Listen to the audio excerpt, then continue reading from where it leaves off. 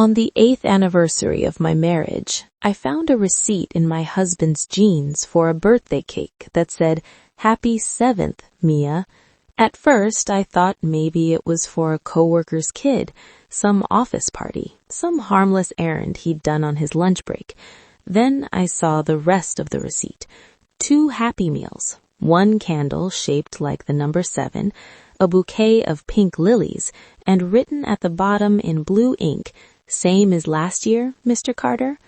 I stood there in our laundry room with the washing machine humming beside me and felt something cold slide through my body, as if every memory I trusted had suddenly stepped back from me. My husband, Daniel, had been careful for years, careful with his passwords, careful with his stories, careful with the version of himself he brought home. What exposed him in the end was not guilt, not honesty, not some sudden need to confess. It was laziness, a crumpled receipt left in a pair of jeans he tossed into the hamper like our life was so secure he no longer had to hide the evidence properly. My name is Claire Carter. I'm 36, a high school librarian in a suburb outside Columbus, and until that moment, I thought my biggest marital problem was that Daniel worked too much and forgot to replace the porch light bulb when he promised he would. We had been together 11 years, married 8, no children, though not by choice. After 2 miscarriages and a round of fertility treatments that drained more hope than money, we stopped talking about babies the way people stopped talking about the weather after a tornado, quietly, carefully, as if naming the loss could summon it back into the room. Daniel had held my hand through all of that. He had driven me to appointments, rubbed my back, whispered that we still had each other. I built my trust in him not on grand romance, but on those small gestures. That's what made the receipt feel less like a clue and more like a weapon. I told myself not to be ridiculous. One strange receipt was not proof of anything. But suspicion, once it breathes, doesn't go back to sleep. I smoothed the paper on the dryer and looked again. The bakery was in Maple Grove, a town 40 minutes away. We knew no one there. Daniel had told me he'd been at a supplier conference that afternoon. I checked the date. It matched exactly. My chest tightened so sharply I had to grip the dryer with both hands. There is a moment before your life breaks when everything still looks normal. The kitchen clock still ticks, the dog next door still barks, sunlight still falls across the floor, but inside you, some hidden beam starts to crack. That night, Daniel came home carrying Thai takeout, apologizing for being late, smiling in that tired, sweet way that used to make me forgive him before he'd even asked. I watched him set containers on the counter and kiss my cheek, and for the first time in 11 years, his touch felt like a stranger borrowing my husband's skin. I almost showed him the receipt right then. I almost demanded an explanation and let him do what men like him do best when cornered, improvise. Instead, I folded the paper into my robe pocket and asked how the conference went. "Long," he said, loosening his tie. "You know how those things are. Same bad coffee, same fake networking. Anyone from Maple Grove there?" The question slipped out softer than I intended. He didn't freeze, he didn't stumble. He just opened the fridge, bent for soy sauce, and said, "A few vendors, I think." "Why?" "No reason." That was the first terrible thing I learned. A man who has lied for years doesn't panic at one question. He lives inside lies so comfortably they feel like furniture. At dinner, he talked about traffic and a new client and whether we should repaint the bedroom this fall. I nodded in the right places, while a second version of the evening ran under the first one. In that version, he had bought a cake for a 7-year-old named Mia. In that version, someone else had smiled when he walked through the door. Someone else's child had called him Daddy. I barely slept. Around 2 in the morning, while Daniel breathed evenly beside me, I opened his phone with the code I'd known for years.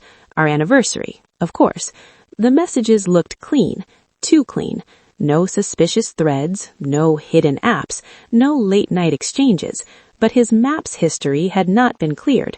3 trips to Maple Grove in the last 2 months, one on the date of the cake receipt, one on a Saturday he told me he was helping his brother move, one on a Sunday morning he claimed to be golfing with clients. I stared at the glowing screen until the numbers blurred. Some betrayals arrive like thunder. This one arrived like bookkeeping, each detail lining up so neatly it made denial feel childish. By dawn, I had made one decision. I would not confront him until I knew the size of the lie. People think discovering betrayal is the worst part. It isn't. The worst part is the space just after, when you know enough to be shattered, but not enough to understand what exactly has been stolen from you. I needed facts more than tears. I needed the truth in a shape that couldn't be wriggled out of.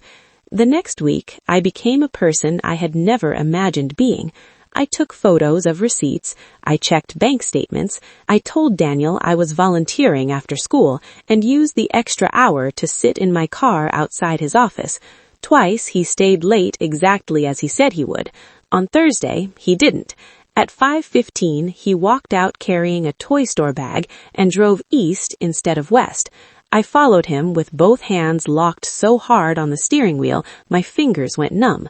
Past the interstate, past the mall, past the county line, into Maple Grove where the streets were quieter, the houses smaller, the lawns cluttered with bicycles and chalk drawings. Daniel pulled into the driveway of a pale yellow ranch house with blue shutters. A little girl with dark curls burst through the front door before he had even cut the engine. He opened his arms, laughing, and she launched herself at him like she'd been waiting all day for the safest person in her world to come home. I didn't cry then. That's the detail people always expect, as if a wife watching her husband hug another child must immediately dissolve into tears. But betrayal that deep is too massive for neat reactions. I sat across the street in my car, engine off, pulse pounding so loudly it felt external, and watched him carry the toy bag and the little girl into the house.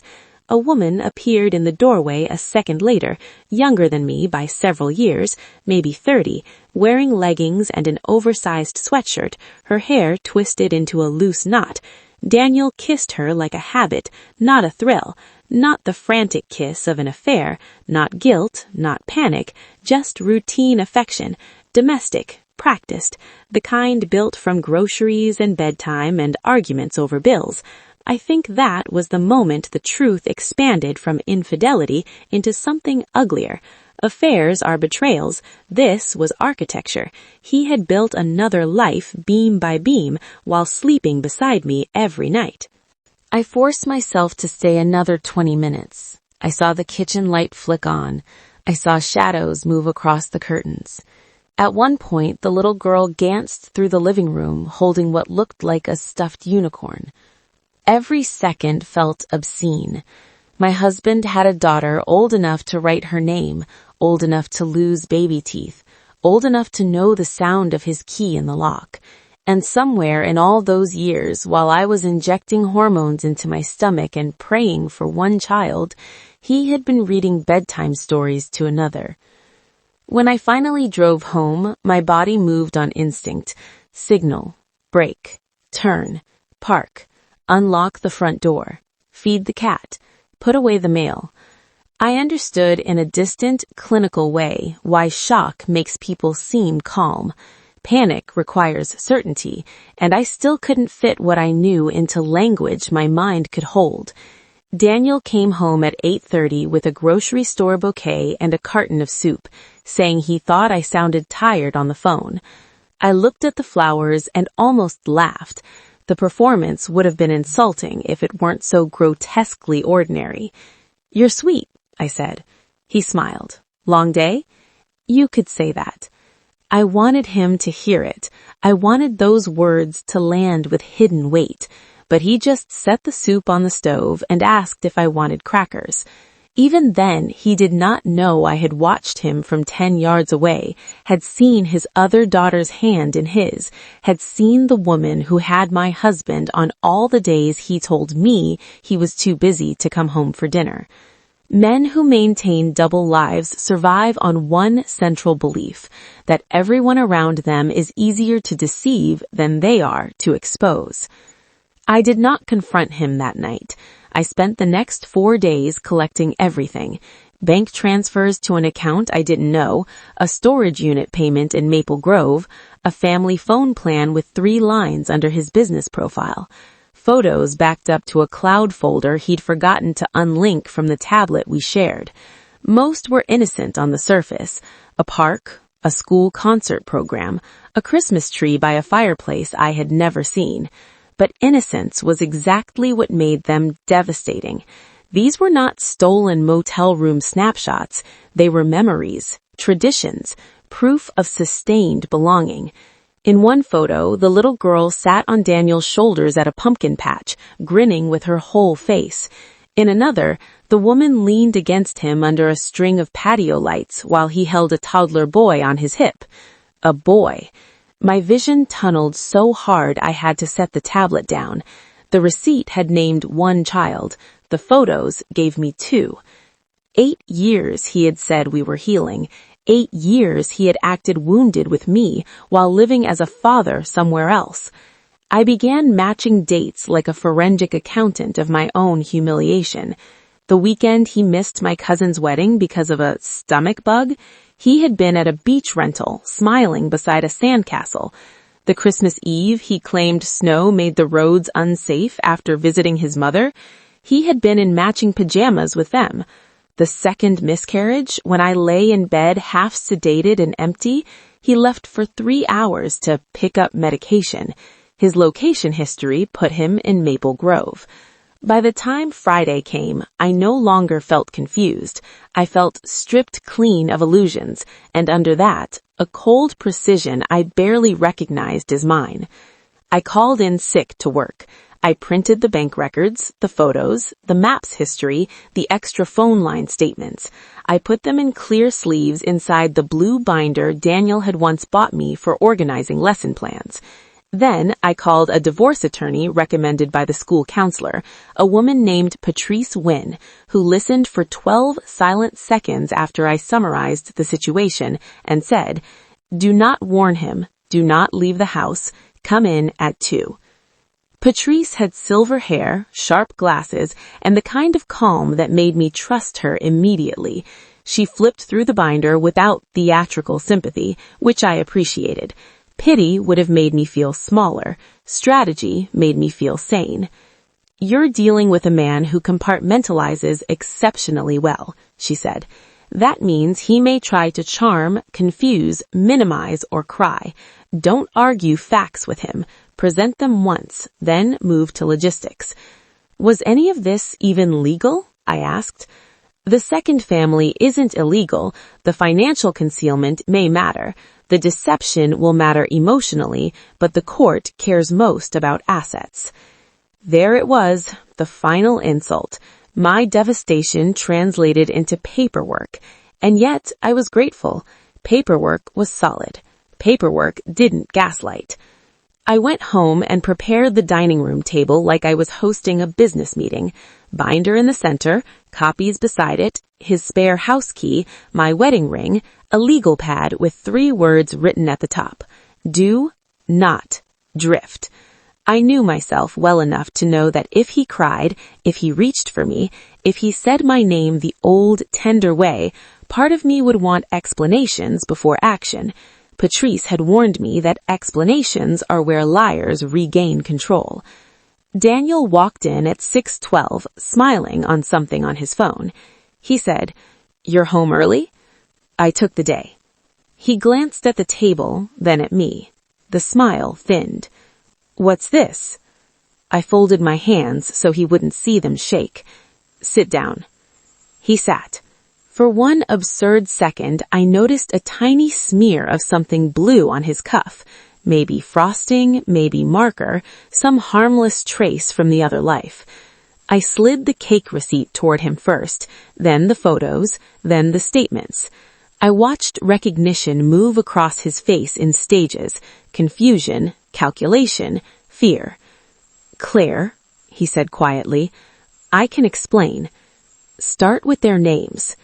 He stared at me, and in that pause I understood the thing he feared most was not losing me. It was finally having to speak the truth out loud, where it could no longer be arranged into separate rooms. Jenna, and the kids are Mia and Oliver. I nodded once. How long? His shoulders dropped, as if honesty was heavier than deception. 8 years. Not 1 year, not a brief collapse, a parallel marriage, a hidden fatherhood, a full second life built in the shadow of mine. I felt something inside me settle, not because I was less hurt, but because the last corner of doubt had died. You have 10 minutes to tell me anything relevant to the divorce that your lawyer will tell mine. After that, I don't care why. I care what you stole.